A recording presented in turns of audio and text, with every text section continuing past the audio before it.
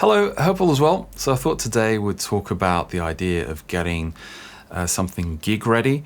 In this case, the FM3 for me, but in essence, you can apply this to any kind of digital or modeling unit that you might be using.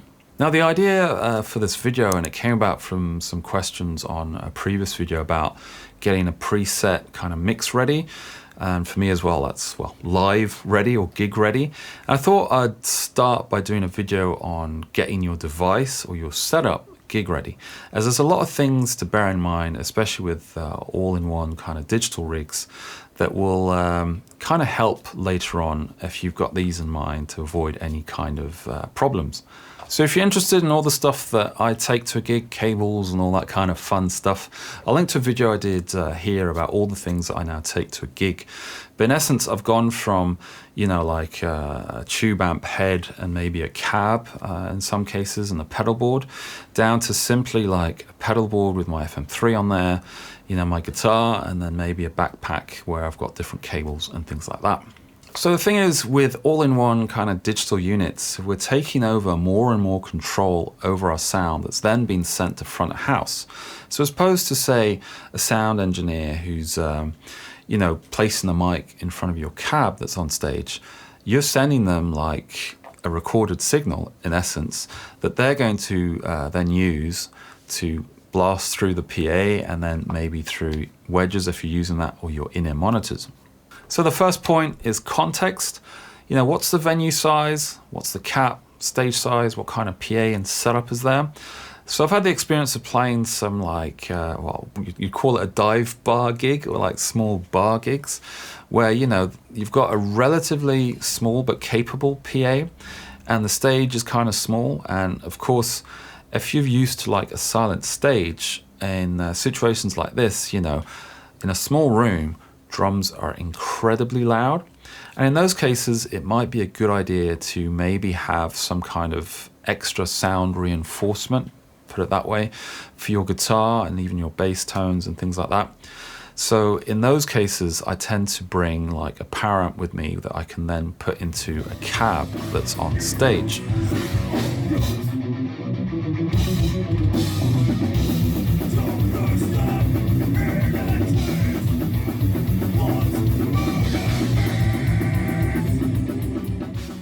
So in my case, at least, the larger the gig, bigger the stage and things like that, the less I have to think about maybe having a power amp and a cab or an FR solution that's on stage as well for extra sound reinforcement. And this ties into the next point, which is the setup for the live gig. Are you using your digital unit into a power amp and a cab? Are you going straight to front of house? And how are you controlling the unit as well? Is it with, say, MIDI controller? Is it a laptop sending MIDI changes to the device itself? Or are you just switching on the unit itself? Now, these things are relevant because, obviously, if it's a relatively small venue and stage size is at a premium, as it were, you kind of got to figure out where you can place your stuff. In Droga, our laptop is changing all the tones. So it's doing all the scene changes or tone changes on the Fractal FM3 while we play, so I no longer have to tap dance to change settings.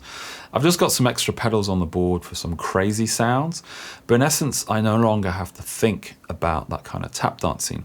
However, it ties into the fact that I need some way of getting a MIDI cable all the way over to our in-ear rack, which has all the connections so the laptop can do those MIDI changes for us.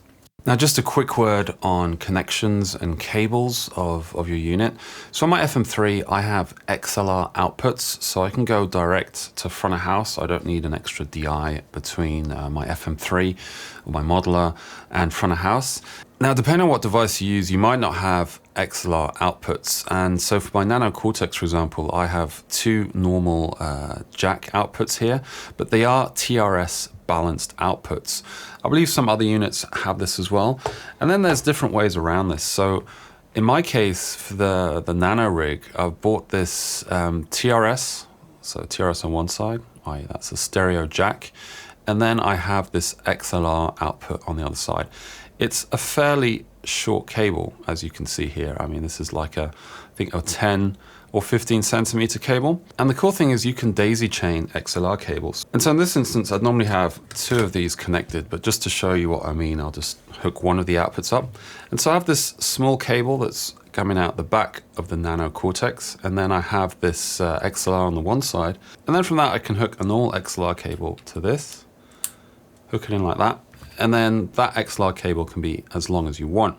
Now you can also get these adapters that go into the device and then they go out in like this kind of funnel shape. I'll post one on screen to an XLR. However, given how close these connections are together, I think it'd be either quite tight or it wouldn't quite fit, or it might push on those outputs, and that's why I've gone for this small cable kind of solution.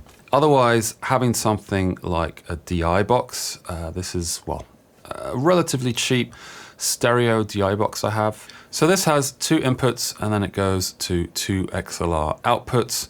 And then we have our typical ground lift and also a pad function. It's passive, no batteries, so this one's kind of really easy to use. And so depending on your device, if you have XLR outputs, you won't need something like this, or if you have TRS balanced outputs, you can use the cables that I showed before. However, for some units, having something like this is a really good idea. Or you can get something like a line isolator. You might have seen videos on this recently. It kind of looks like a DI box, but it's doing something slightly different. Again, there's many options out there for many different budgets, but it's a good idea to be aware of this in advance, depending on the gig that you're playing, in case you might need to bring something like this along. So typically on, say, larger gigs, those sort of things will be prepped in advance, so they would have seen your rider and they have DI boxes at the venue, for example. They have different cables and things like that. But making sure that you have an easy way to be able to connect to, say, XLR or something like that, I think is a really good idea, and being prepped in advance. Because there's some venues you just don't know in advance. It's best to be prepared so you don't have any sort of surprises when you get there. And following on from that is monitoring. So how are you listening to your digital unit, or how are you hearing what you're playing?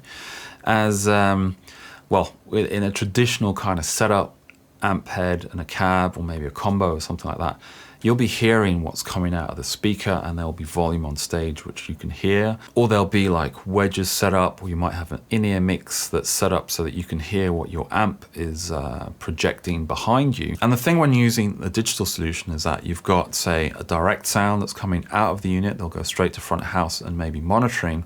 And then you have a separate line going out to a power amp and a cab, which might end up just being for stage volume, or might even be your own monitor, if that makes sense. So if you're playing on a very small stage where there's not much room and, like, you know, you've got volume going on in the room, having your own power amp and cab set up so you can really hear what's going on can sometimes be quite useful. Again, this depends on if you're using in-ears or not and your setup. Now, the importance of monitoring here is that, in essence, it's going to also affect how your preset is set up. So typically, a lot of presets on devices tend to be stereo. They're made for stereo, and, you know, there's stereo effects going on and things like that. And the thing here is, if you're using a preset, or you've put a preset together that is set up for like perfect stereo operation at home, you get to a gig and then all the wedges, they're in mono, or maybe using in-ear monitors, but you're only getting a mono feed and things like that. So half that information is kind of going to be lost, and maybe there'll be some other issues with maybe summing the sound of your preset or what you've put together down to mono, or maybe you'll just get one side of your stereo feed.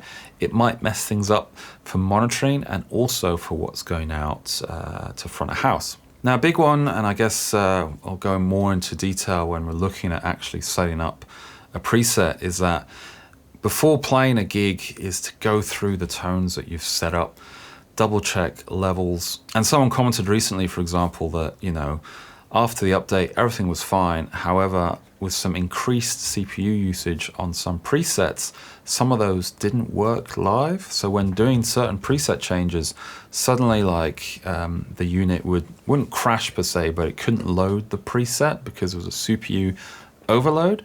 And that meant for like a very annoying situation, especially live when you're on stage. And, you know, something like this happens and your first thought is like, okay, you know, is it the cables? Is it something else going on?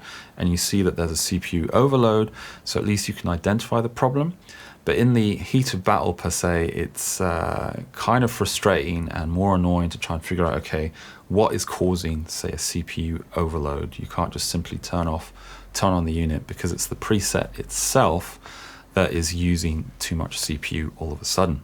And then along with that is, potential backup sources. So typically, you're playing a gig, you might have a spare set of strings, spare set of batteries, maybe some other cables and things like that. So for me, for example, if my FM3 suddenly didn't work, and I never want this to happen, of course, I've got like a Tone X1 that I can use, or more recently I put together a Nano Cortex rig, where I've got a simple MIDI controller on there, and then the Nano Cortex, which has captured my FM3 tone, so I can simply just plug that in and I could finish a gig with that instead.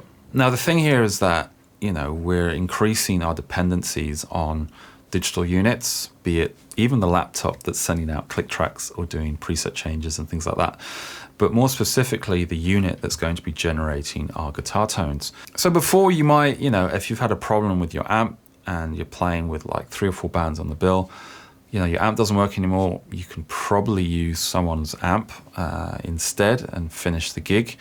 And I've seen that happen before. But if the digital unit you're using stops working on stage, it can have that moment of just like, okay, what's going on, what's happening?